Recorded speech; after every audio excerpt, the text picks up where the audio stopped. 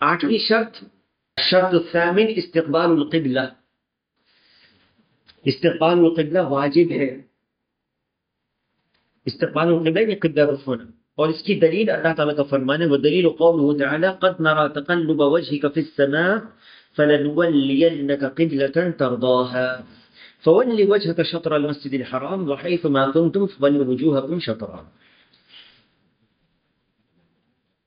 ہم آپ کے چہرے کو بار بار آسمان کی طرف اٹھتے ہوئے دیکھتے ہیں، اب ہم آپ کو اس قبلے کی جانب متوجہ کریں گے جس سے آپ خوش ہو جائیں۔ آپ اپنا منہ مسجد حرام کی طرف پھیر لیں، اور آپ جہاں کہیں بھی ہوں اپنا منہ اسی طرف پھیرا کریں۔ یہ ہے اس کی دلیل۔ قبلہ کی طرف ہر قادر شخص کو نماز کے وقت اپنا چہرہ رخ کرنا واجب ہے، شرط میں سے۔ اور قبلہ کس کو کہتے ہیں؟ اگر آپ نے کعبہ کے سامنے آتے ہیں تو کعبہ کے بالکل عین سامنے آپ کو ہونا چاہیے، یعنی کعبہ ہے تو کعبہ کا سمت نہیں، کعبہ آپ کے سامنے ہونا چاہیے مسجد حرام کے اندر۔ اور اگر آپ مسجد حرام میں نہیں، دنیا میں کسی حصے میں بھی ہیں تو وہ سمت کافی ہو جاتی ہے، وہ سمت کافی ہو جاتی ہے۔ اس کی دلیل یہ ہے کہ جب نبی صلی اللہ علیہ وسلم مدینہ میں جب تک تحویل قبلہ ہوا، قبلہ کا رخ بدل گیا نا بیت المقدس سے مکہ کی طرف، نبی صلی اللہ علیہ وسلم نے کہا ما بین المشرق والمغرب قبلہ، مشرق اور مغرب کے مابین قبلہ، یعنی تمہارا اے اہل مدینہ تمہارا قبلہ مشرق اور مغرب کے بیچ میں ہے۔ تو مشرق اور مغرب کے بیچ میں جنوب میں ہے قبلہ مدینہ، تو یہ کیا ہے؟ جنوب۔ تو اگر اس میں تھوڑا سا فرق ہو جائے تو کوئی حرج نہیں، واضح ہے۔ فرض نماز میں قبلے کی طرف رخ کرنا شرط ہے، تو اگر تھوڑا سا جو باتیں ابھی بیان کی گئی اس سے ذرا سا اگر نماز کے وقت میں ترچھا پن ہو جائے، بچے نے کھینچ دیا ایک طرف سے کعبہ ایسے تھوڑا ہو گئے، تو نماز نہیں ٹوٹے گی، نماز نہیں ٹوٹے گی۔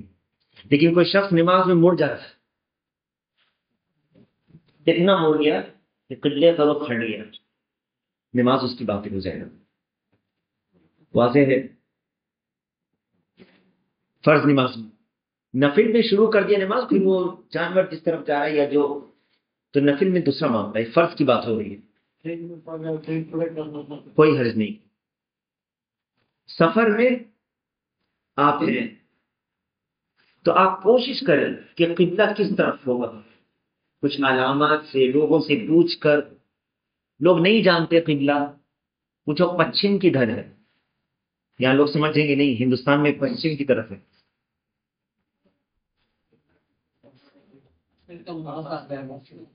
آج کل تو کمپاس سے آپ کر سکتے ہیں قبلہ ہی پکڑ۔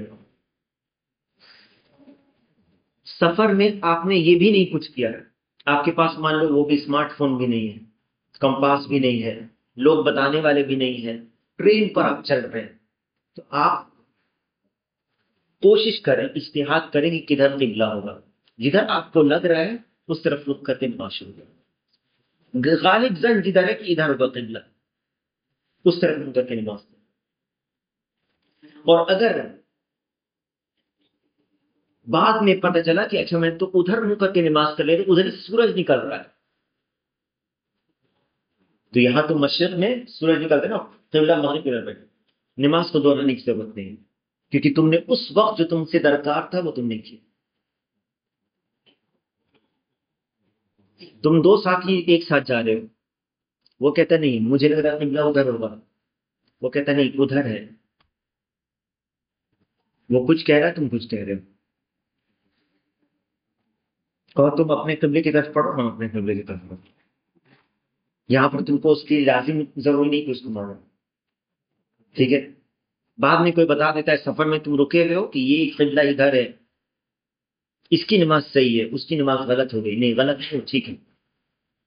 لیکن سفر میں آپ کسی کے گھر پہ رکے ہیں، ٹھیک ہے، اور عشاء کی نماز آپ نے نہیں پڑھی اور دیر ہو گیا، آپ کو لگا کہ پوچھنا ہوگا دیر ہو گیا ہے، اچھا یہاں پہ قبلہ اس طرف ہوگا، آپ نے پڑھ لیا نماز، تھوڑے دن میں وہ ساتھی آتے ہیں اور کہتے ہیں کہ نماز پڑھ رہے تھے، ارے قبلہ یہاں ادھر ہے، نماز دوہرائیں گے یا نہیں؟ ہاں کیوں دوہرائیں گے؟ وہ پوچھ سکتا ہے، وہاں پوچھ سکتا تھا، یہ فرق ہے دونوں میں، یاد رکھنا۔ ایک سفر جو راستے میں ہو جہاں تم پوچھ نہیں سکتے کسی سے، جہاں تم پوچھ نہیں سکتے اور نہ ہی تم کو کوئی راستہ مل رہا ہے، وہاں پر تم اجتہاد سے کام چلا۔ لیکن شہر میں یا کسی دوست کے یہاں تم اگر رکے ہو تو وہاں تم پوچھ سکتے ہو، لوگوں سے پتہ چلا سکتے ہو قبلہ کدھر ہے یا نہیں ایسا۔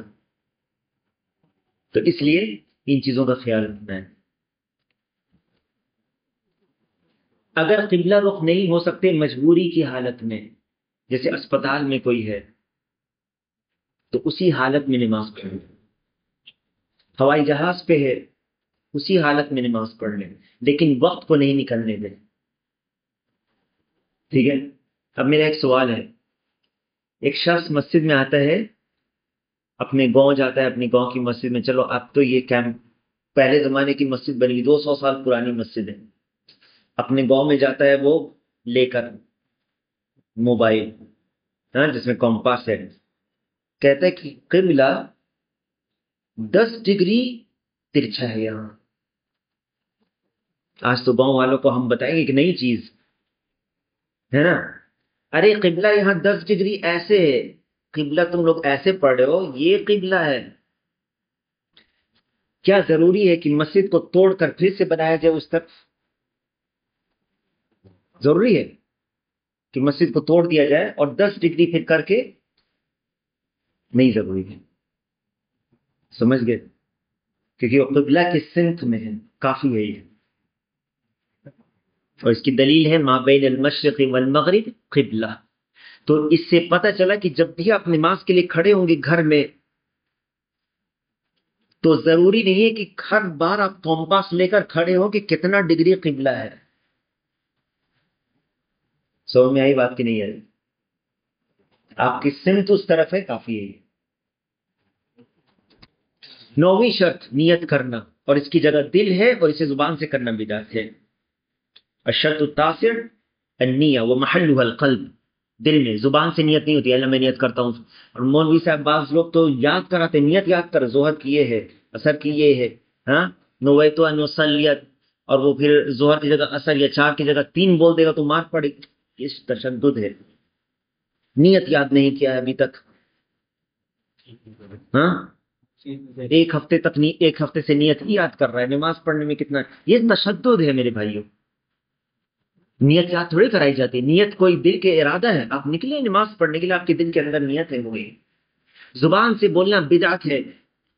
والتلفظ بها بدعہ، زبان سے بولنا، آہستہ سے بھی بولنا بدعت ہے، یاد رکھنا، لوگ نہیں سن رہے، وسوسہ ہے شیطان کا۔